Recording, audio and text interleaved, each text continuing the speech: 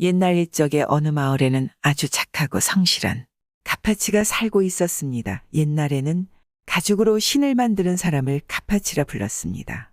이 카파치는 너무 심성이 고와서 어려운 사람을 못 본 채 하지 못했습니다. 그러던 어느 날 이 카파치가 길을 가는데 길에 웬 거지 아이 하나가 구걸을 하고 있는 것을 보았습니다. 카파치는 엽전을 하나 거지에게 주면서 물었습니다. 어린 나이에 참 고생이 많구나. 그래, 너 이름이 무엇이냐? 고맙습니다, 어르신. 소인은 돌쇠라고 합니다. 그래, 돌쇠야, 너 부모님은 어디에 계시냐? 그러니 돌쇠가 울면서 말했습니다. 저는 어려서 부모님이 모두 돌아가셨답니다. 그래서 이렇게 구걸을 하면서 먹고 살고 있습니다. 일을 하고 싶지만 나이가 너무 어려서 저를 받아주시지도 않습니다. 말을 들은 카파치는 마음이 너무 아팠습니다. 이럴 수가. 너처럼 어린아이가 이리 고생을 하다니 참으로 세상이 각박하구나. 나와 함께 가자. 그렇게 착한 카파치는 거지 아이를 데리고 집으로 함께 왔습니다. 그러자 주변 사람들이 그런 카파치에게 말했습니다. 아니, 이복의 아이가 어떤 아이인 줄 알고 그렇게 데려온 것인가? 자네 혼자 먹고 살기도 힘들지 않은가? 이 사람아, 자네 장가는 다 갔네. 애 딸린 노총각한테 누가 시집을 온단 말인가? 아휴, 한심하군. 생각이 없어 생각이 그런 사람들에게 카파치는 말했습니다. 아니, 이 엄동설 안에 그대로 이 아이를 두었다가는 분명히 얼어 죽었을 것입니다.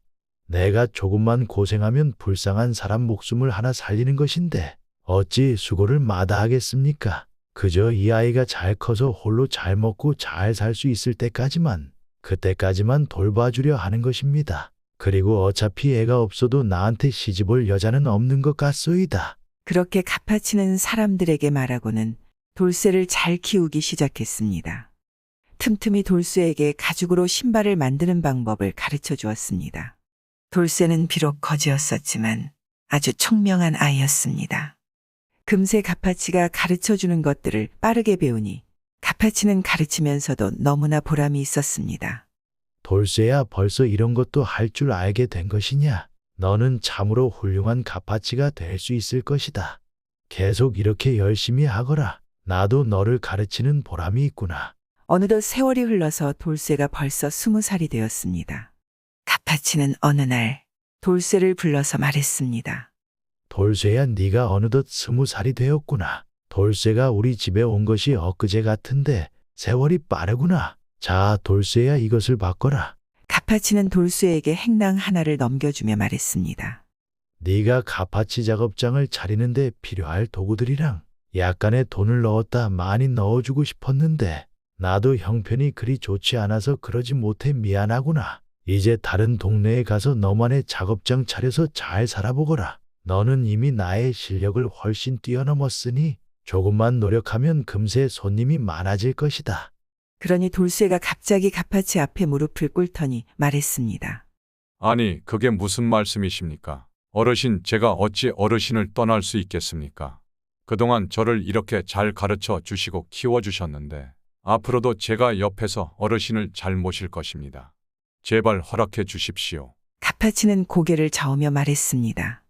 그게 무슨 소리냐? 어찌 이 젊은 너의 창창한 앞길을 나와 보내려 하느냐? 나는 그저 사람이 할 도리를 했을 뿐이니 그것들을 마음에 담지 말거라. 나는 네가 세상에 나가서 잘 살아가는 것이 보고 싶구나. 만약 나에게 갚고 싶은 은혜가 있다면 그렇게 갚거라. 카파치의 말에 돌쇠는 눈물을 흘리며 말했습니다. 어르신, 정말 고맙습니다. 정말 이 은혜는 죽을 때까지 잊지 않을 것입니다. 이놈아, 네가 잊지 말아야 할 것은 이것 한 가지다. 네가 쓰는 가죽칼은 잘못 쓰면 사람을 해치는 도구가 되는 것이나 잘 쓰면 사람을 돕는 도구라는 것이다. 그러니 이를 늘 명심하거라. 알겠느냐? 그리고 이제 어르신 말고 아버지라 불러보거라. 어르신 말고 앞으로는 아버지라 불러라. 카파치의 말에 돌쇠는 벌떡 일어나더니 이 카파치를 끌어안고는 말했습니다. 아버지, 이 아들이 나가서 꼭 실망시키지 않은 좋은 카파치가 되겠습니다. 돌쇠의 품에 안긴 카파치는 기뻐하며 웃고 울었습니다. 그렇게 돌쇠는 카파치의 집을 떠나게 되었습니다. 그러자 이 소식을 들은 마을 사람들이 달려와서는 말했습니다. 아이고, 이 사람아, 자네 거지를 데려다가 기술도 다 가르쳐주고 돈이랑 연장까지 내줬다면서 그걸 어쩌려고. 돌쇠, 그놈아가 자네 옆집에 떡하니 가파치 작업장을 차리면 자네 어쩔라고. 돌쇠가 자네보다 실력이 좋던데 사람들의 말에 가파치는 그저 굳이 대꾸를 하지 않았습니다. 마을 사람들의 걱정과는 다르게 돌쇠는 아버지의 가게에 피해가 가지 않도록 손님이 겹치지 않는 마을로 멀리 가서 가게를 열었습니다. 가파치 가게를 연 돌쇠의 실력은 워낙 뛰어났기에 금세 장사가 잘 되기 시작했습니다. 그리고 곧 돌쇠가 가파치를 찾아왔습니다. 아니 돌쇠야 어쩐 일이냐? 가게는 어쩌고 이리 온 것이냐? 아버지, 제가 가게를 열고 이번 달에 번 돈으로 아버지 멋진 옷 한 벌을 해왔습니다. 약소하지만 받으세요. 이놈아 장사 시작했으면 돈이 여기저기 많이 필요할 텐데 뭘 이런 걸 사왔느냐? 가파치는 나무라는 척하였지만 정말 너무나 뿌듯하고 좋았습니다. 돌쇠가 한참 대화를 나누고 간 뒤에 가파치는 돌쇠가 준 옷을 입고 친구들을 불러서 주막으로 갔습니다.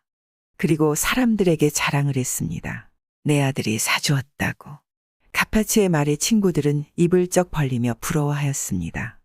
그렇게 가파치는 친구들과 술 한잔을 하고 집으로 돌아왔습니다. 문을 열고 가게로 들어왔는데 가파치의 눈에 보이는 광경이 너무나 놀라웠습니다. 아니, 이게 어찌 된 일인가? 웬 사람이 칼에 맞아서 피투성이가 된 채 가게에 쓰러져 있었기 때문입니다. 너무나 놀라하며 밖으로 뛰쳐나가 여기저기 외쳤습니다. 여기 안에 사람이 쓰러져 있소. 누가 의원을 불러주시오. 사람들이 가파치의 외침에 모여들고 웅성대기 시작했습니다. 그리고 잠시 후에 의원들보다 포졸들이 먼저 가파치의 집에 들이닥쳤습니다. 이 사람들 중 누군가가 관아에 신고를 한 것입니다. 곧 포졸들은 가파치를 끌고 관아로 갔습니다. 그런데 일이 어떻게 된 일인지 가파치가 살인범으로 몰려서 옥에 갇혀버렸습니다. 그러자 마을 사람들은 수군대기 시작했습니다. 세상에 가파치가 가죽을 자르는 칼을 쓰니 사람을 베는 것도 일도 아닐게야. 그렇게 마을 사람들조차 가파치를 살인을 한 범인으로 생각을 하고 말을 시작했고 가파치는 꼼짝없이 범인으로 몰려서 죽을 날을 기다리는 상황이 되었습니다. 이 소문은 곧 돌쇠에게도 전해지게 되었습니다. 아니, 이게 무슨 일이야? 아버지가 그럴 분이 절대 아니야. 돌쇠는 곧장 마을로 달려와 이곳저곳 다니면서 가파치를 범인으로 몰고 있는 마을 사람들에게 말했습니다. 아니, 그런 착한 분이 어찌 남을 죽인단 말입니까? 나 같은 하찮은 거지를 이만큼 키워주신 사람이요. 하지만 마을 사람들은 돌쇠의 말을 듣고도 생각을 바꾸지 않았고 계속 가파치가 살인자란 말들을 하고 다녔습니다. 돌쇠가 아무리 노력해도 온 마을 사람들이 가파치를 범인으로 여기고 이야기를 하고 있었기 때문에 쉽지 않은 상황이었습니다. 또한 이미 관아에서 역시 가파치를 범인으로 단정짓고 형을 집행할 날만을 기다리고 있었습니다. 돌쇠는 포기하지 않고 만사를 제쳐두고 온 마을을 돌아다니면서 아버지의 무고함을 알리러 다녔습니다. 그러나 모두 헛수고였습니다. 돌쇠는 도무지 방법을 찾지 못하고 힘없이 길을 걷고 있었습니다. 그런데 갑자기 한 초립을 입은 아이가 돌쇠의 앞으로 다가와서 말했습니다. 아저씨 이야기 들었어요. 제가 도와드릴까요? 갑자기 어린아이가 와서 도와준다. 하니 돌쇠는 잠시 당황했습니다. 하지만 이 아이는 보통 아이처럼 보이지 않았습니다. 그래서 돌쇠는 아이의 도움이라도 간절한 상황이었기에 아이를 붙잡고 말했습니다. 정말 나를 도와줄 수 있다고. 그러니 아이는 고개를 끄덕이고 말했습니다. 마을 사람들은 가파치 아저씨를 범인이라고 생각하지만 저는 그렇게 생각 안 해요. 가파차 아저씨는 범인이 아니에요. 그럴 분도 아니시잖아요. 아이의 말에 돌쇠는 아이 앞에 무릎을 꿇고 눈물을 쏟았습니다. 고맙구나. 고마워 말만으로도 나에게 너무 큰 힘이다. 울고 있을 때가 아니에요. 저에게 방법이 있어요. 그게 무슨 소리냐? 방법이 있다고. 그러면서 서찰 하나를 소매에서 꺼내며 자, 이것을 사또님께 바쳐보세요. 그러면 방도가 생길 것입니다. 아이는 그렇게 말하고는 갑자기 사라졌습니다. 돌쇠는 아이가 넘겨준 종이를 받고는 어안이 벙벙해 있다가 생각했습니다. 믿져야 본전이다. 뭐든지 해봐야지. 돌쇠는 서찰을 들고 곧장 관아로 갔습니다. 관아의 입구를 지키는 포졸이 돌쇠를 보고 혀를 차며 말했습니다. 돌쇠 자네 또 왔나? 지치지도 않나 보네. 그만 오게 이제 틀렸어. 안 되는 건 안 되는 거야. 포졸의 말에 돌쇠는 대꾸하지 않고 아이가 준 서찰을 포졸의 손에 쥐어주며 말했습니다. 포졸날이 제발 부탁입니다. 이것을 사또께 꼭 전해 주십시오. 우리 아버지는 억울하십니다. 제발 이것을 꼭 전해 주세요. 돌쇠가 간절히 부탁하니 포졸은 안타까운 듯 돌쇠를 보더니 고개를 끄덕이며 말했습니다. 알겠네, 알겠어. 자네 이번이 마지막인 줄 알게. 내일 아침이면 형이 집행될 것이니 이젠 올 일도 없겠지만 포졸은 그리 말하고는 서찰을 전달하기 위해 안으로 들어갔습니다. 사또 살인범 가파치의 양아들이 이것을 사또께 꼭 전해달라고 하여서 가져왔습니다요. 하고 서찰을 사또에게 보였습니다. 사또가 잠시 고민하더니 고개를 끄덕이며 말했습니다. 그 효심이 장안이 한번 보자꾸나. 사또는 서찰을 포졸에게 받아서 펼쳐보았습니다. 거기에는 이렇게 써져 있었습니다. 고려말 이방원이 충신정몽주를 오죽헌에서 죽였으니 죄는 이방원이 저지르는 것이지 오죽헌이 저지르는 것이 아닙니다. 도적이 가파치의 가게 안에서 사람을 죽였으니 죄 또한 도적이 저지른 것입니다. 가유파치가 저지른 것이 아닙니다. 이 글을 읽은 사또는 순간 머리를 무언가로 한 대 맞은 듯하였습니다. 아차, 그렇구나. 내가 너무 성급하게 사건을 처리하였다. 사또는 그렇게 생각하고는 다시 사건의 기록을 면밀히 살펴보았습니다. 기록을 보던 사또가 사건을 담당했던 형방에게 물었습니다. 그러니까 이 가파치가 자신의 집에 사람이 쓰러져 있다고 의원을 불러달라 소리를 질러댔다는 것이 사실이냐? 그러니 형방이 말했습니다. 예, 그렇습니다요. 주변 사람들이 그리 말하는 것을 적은 것입니다. 그러니 사또가 말했습니다. 자네가 범인이라면 어떻게 했겠나? 그러니 형방이 답을 했습니다. 그야 시신을 빨리 처리해야죠. 누군가에게 들키기 전에 시신을 옮겨놓던지 어떻게든 끝 들키지 않게 수를 썼겠죠. 그렇지. 그런데 이 가파치는 나와서는 사람이 쓰러졌다고 소리를 질러댔고 그리고 쉽게 우리에게 잡혔지 이상하지 않은가? 그러자 형방도 잠시 멍한 표정을 짓더니 말했습니다. 그렇군요. 이상합니다.